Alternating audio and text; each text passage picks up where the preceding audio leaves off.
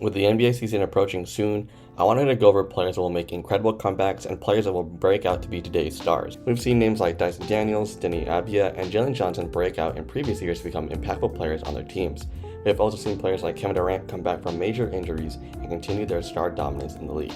So today I want to talk about those players that I think will bounce back and have a breakout season in 2026-2027. But before we get into it, make sure to leave a like and subscribe. First, I want to start off with the obvious stars that are going to be primed to have a bounce back season. Jason Tatum is coming off an Achilles injury that he suffered from the 2025 Eastern Conference semifinals, and it's clear that the Celtics are so confident in him coming back that they gave the keys to him. After a year off and with the Jaylen Brown trade, all eyes are on Tatum to come back to be a top 10 player once again. I think he will regain his status as a top 10 player and him as a Celtic franchise guy. In the games he played towards the end of the regular season and in the playoffs, he looked good, not his dominant self, but with an offseason of rest, I have no fears of him coming back from injury. Tatum and the Celtics will continue to win the East or establish themselves as East top dog again. Tyrese Halliburton tore his Achilles in the NBA Finals last year and missed the whole season. Because of that, the Pacers fell back down to the bottom of the East. Now with Hallie coming back, he can help lift this Pacers team to the top of the East again. I do believe so, even though with his run and gunplay style being questioned after his Achilles injury, I think the Pacers will be back to be in the mix in the East. Hallie will elevate this offense with his IQ, passing, and game feel that wouldn't have him rely on his athleticism. Hallie will continue to be a top player in the East and be an all-NBA player that he is. While I have little to no concerns about these two superstars, I do have some questions about Damian Lillard. Lillard will enter his age 37 season as he's coming off his worst injury of his career. It would be reasonable to question how he would be able to bounce back. He was a fly-high guard earlier on in his career, but now has evolved his game to become more of a perimeter player. Now in a reduced role on the team that raised him, he doesn't have to bear the same offensive role he was asked before, making his job easier. I can see Lillard returning to the NBA as a serviceable guard and maybe even averaging 20 points per game as well.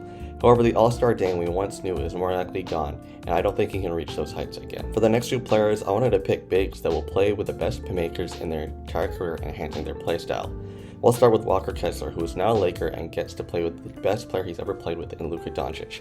On top of that, he has a great secondary ball handler in Austin Reeves. This is the best offensive talent he has had in his entire career. A rim-running lob threat type of big, this setup is ideal for his playstyle. All he has to do is win position down low and wait for either one of them to feed him in the post. DeAndre Ayton and Jackson Hayes look better next to these two after being bust on other teams, and Derek Lively and Daniel Gafford look like DeAndre Jordan and Andre Drummond in their prime when they played with Luka. I expect Kessler to be boosted in the same way, being a double-double machine for LA. Ivica Zubac had his best season in the 2024-25 season when he was paired with an all-time playmaker in James Harden. Now he finds himself in Indy with Hallie coming back from injury. As previously discussed, Hallie will be playing at his all-NBA level, providing many easy buckets for Zubac. He is already one of the most dominant interior presences in the league, and with Hallie, he will only continue to dominate. He will be a critical piece to this high-flying, fast-paced Indy offense. I wouldn't be surprised if he finds himself in all-star consideration as well, similar to 2024-2025. Next, I wanted to go with some very obvious young breakout players, and to start us off, we have Dylan Harper.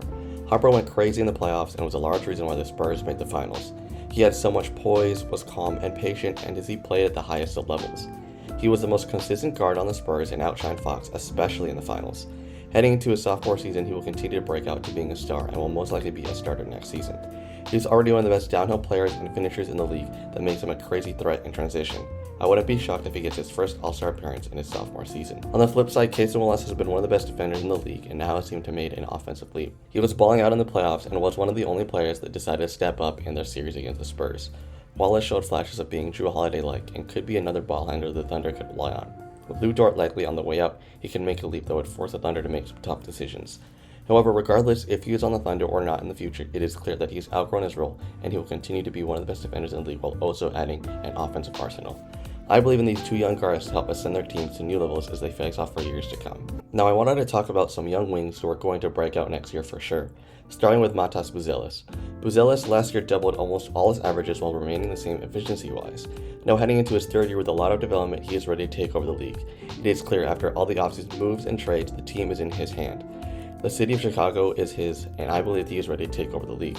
He has all the tools at his size and his skill set to become one of the best offensive players in the league. I'd be very shocked if he isn't an all-star as potentially this year's most improved player. With the addition of Caleb Wilson, we could see one of the best young wing duos we have seen in a while. blossoming in Chicago. Similar to the Bulls handing the team over to Buzelis, the Hornets have done the same thing to Brandon Miller. With LaMelo gone, the Hornets have fully trusted Miller and Khan to take over Charlotte. In contrast to Buzelis, Miller has shown more flashes and has been a great NBA player in his NBA career more consistently. I believe that he will be the breakout player of the East. He will be one of the best wings in the league, period. He has improved as an offensive player, and as the number one, I think he could push for an All-NBA season. I wouldn't be surprised if he averaged over 25 points per game and lead the Hornets to the playoffs this time. I really believe in both Buzelis and Miller and believe they are the breakout stars of the East. For some other low-key breakout players, I have two from the Wizards. With AJ getting all the attention and AD and Trey coming over, the Wizards look to make a run at the playoffs for their first time in forever. However, they will need some help from the role players in order for that to happen.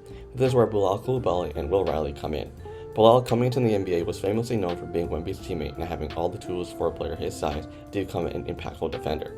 Unfortunately, he was drafted by the Wizards while they were still being unserious.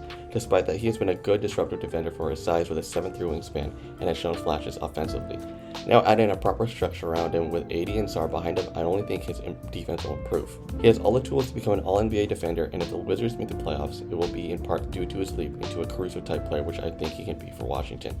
Riley, on the other hand, had a great, very impressive rookie season considering he was drafted first overall. He had really good games showing off his scoring ability at his size and has been a good defender as well. He currently has been tearing it up in the Summer League as well. Similar to Bilal, with the right structure around him, I expect him to be one of the best bench role players in the league, something like Keldon Johnson or even Naz Reid if he continues to develop this year. These two will be crucial for the Wizards. I expect them to be some of the best young role players we have in the league next season. Hugo Gonzalez has been a hot name during the offseason, not necessarily because of his play in the Summer League or his play last year, but because he was a large reason why Giannis to Boston fell through.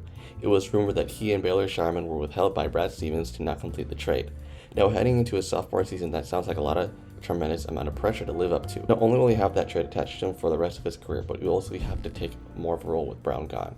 However, I believe in him. He is already a great NBA level defender and has shown flashes of a great offensive game. As in the game where he replaced Brown in the starting lineup against the Bucks, he had his best game of his career by far, dropping a double-double with great defense. He has been balling out in the Summer League as well and has been refining his offensive game. With a new role and more opportunities for him to grow, I wouldn't be surprised if he becomes one of the best two-way wings in the league. At the very worst, one of the best young defenders in the league. While the decline of the Giannis trade was head-scratching, Brad Stevens definitely sees something in Hugo, and I would agree. I believe that he can break out to being a top-end rotation player for the Celtics team looking to make a deep run. With so many players coming back from injury or players wanting to prove that they are stars, next season will be very interesting to see how players' rankings will change. In the league with constant status changes in its players, next season will be no different. Old stars are trying to continue their story in the NBA, as new stars are trying to write their own. With this much talent in the league, there's never been more interesting time in NBA history to be an NBA fan. I'm confident in my picks to be the definers of this next NBA season, and all you have to do is sit back, enjoy, and watch the show. If you enjoyed this video, make sure to leave a like and subscribe.